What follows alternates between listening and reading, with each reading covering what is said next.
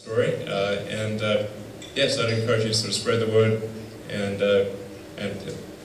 tell people about it that you think are great. And I should say, like, the office is going to grow slowly at first, so we're not going to sort of hire like a zillion people. So if at first, like, if SpaceX doesn't respond to you or something, please come back again in the future. It's really hard to sort of add like 500 people and all at once and have that be good. So we are going to grow it and make this like a very significant SpaceX Seattle campus, but we want to do so very carefully and kind of adding the right expertise at the right time. So if, like I said, if for whatever reason you don't get a response because our recruiting team is deluged or something like that, please reapply in like 6 months, or don't take any offense by that. So we're just trying to grow in a sort of carefully considered way. All right, I'm happy to take some questions actually from you guys who want to just yell out questions.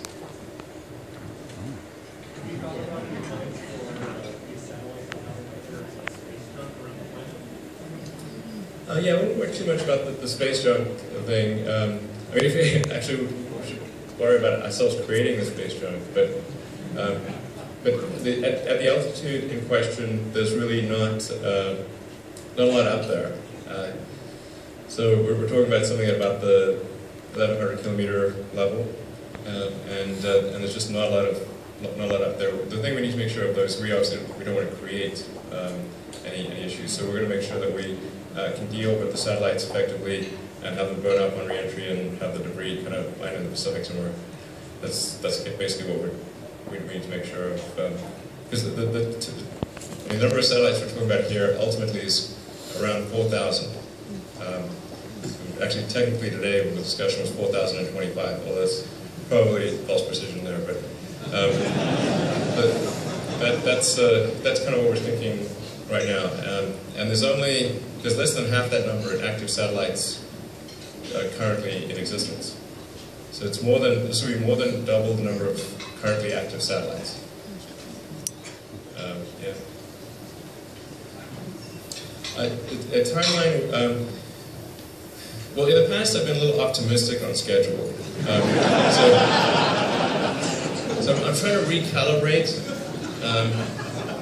But I think we should be able to get version 1 active in about 5 years.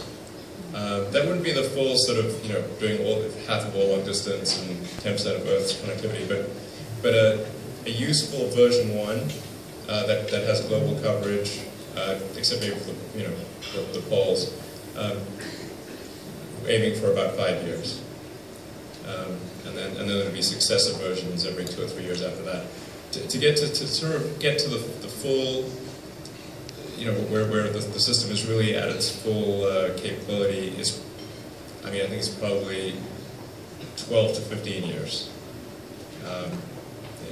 But yeah, major revisions certainly every 5 years, maybe a little sooner than that.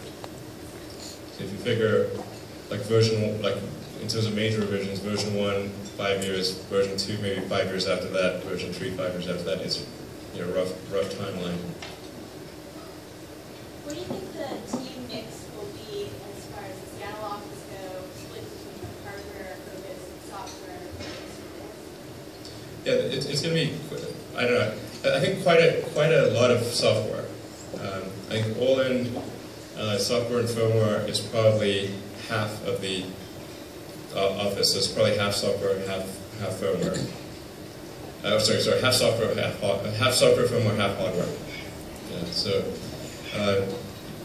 that seems like and over time the software might actually exceed the hardware number, because there's just if we have to have something that's highly configurable, then it tends to over time weight towards the software. Yeah. Are you going to use the CubeSat kit, or are you going to build from scratch? This would be not using CubeSats. The satellites we have in mind would be quite sophisticated, and there'd be sort of a smallish satellite, but with a big satellite's capability. By smallish, I mean in the few hundred kilogram range. Derek? So do you see this as something that is like internet.org would eventually is free, or is this something that is paid, and is there a business model? Is this something SpaceX operates or just builds, or? Well, it can't be free, because then we'll go out of business. Well, to the user. No, it can't be free to the user. I don't think so, because I mean, this would be. I mean, this would cost a lot to build. I mean, ultimately, over time, for the full fruition of the system, we're talking about something that would, be $10 or $15 billion to create, maybe more. And then the user terminals, at least, maybe at least $100 to $300, depending on which type of terminal. And this is intended to generate a significant amount of revenue and help fund a city on Mars. So this is, and looking in the long term and say what's needed to create a city on Mars. Well, one thing's for sure, a lot of money. So we need things that will generate a lot of money. Yeah. Yeah, sure.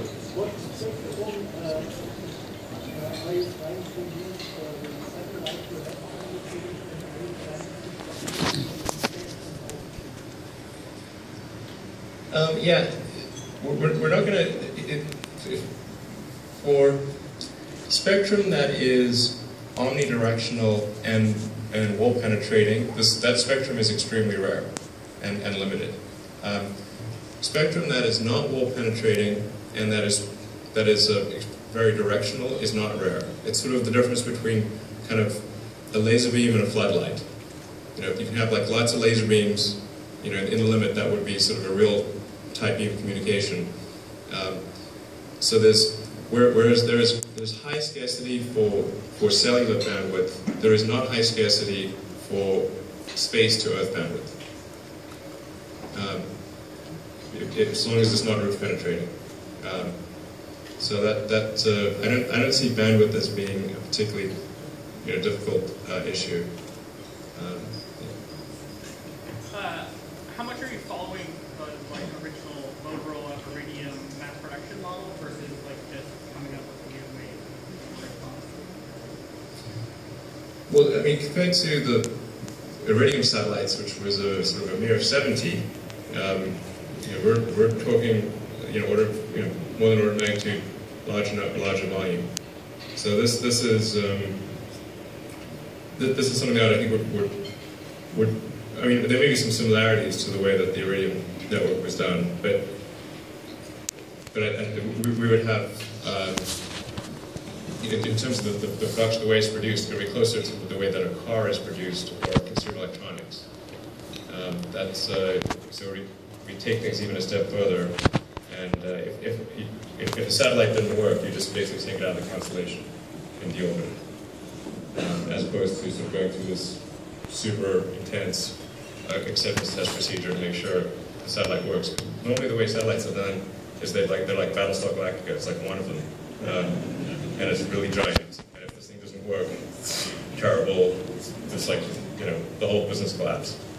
So, but if you have a large constellation, you can afford to lose individual satellites, and it doesn't affect the constellation very much.